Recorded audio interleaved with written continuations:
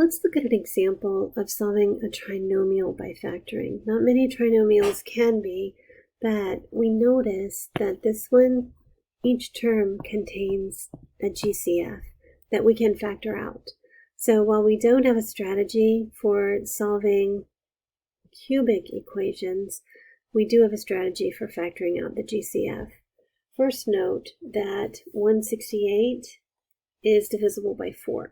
So it looks like we can pull out a 4m from each of these terms, and we'll factor that out. So we'll just divide it away from every single term in the equation. So 4 divided by 4 is 1, m cubed divided by m leaves m squared. So we divide 4m cubed by 4m, that gives us m squared, and if you multiply it back, you can check to see that it is indeed equivalent.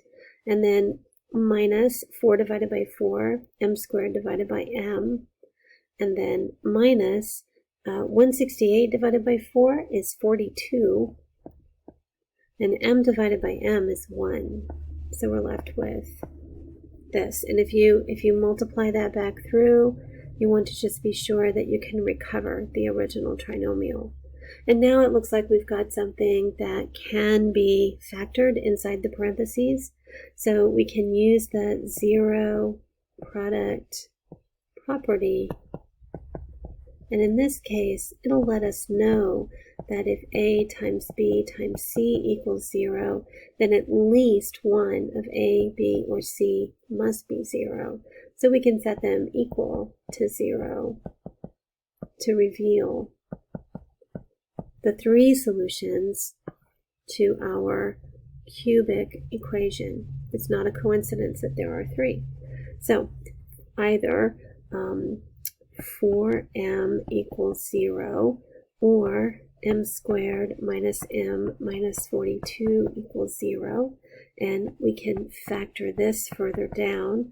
So m times m, 42 is 6 times 7.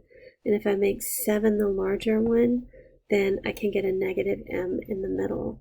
So m plus 6 equals 0, m minus 7 equals 0. And these are our three solutions.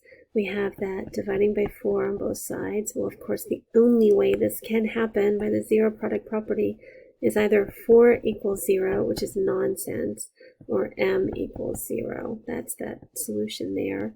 Or here, m equals negative 6, or here, m equals positive 7. So our solution set for m is 0. Well, let's put them in order. Negative 6, 0, and 7. And you can plug those back in and check to see that they work.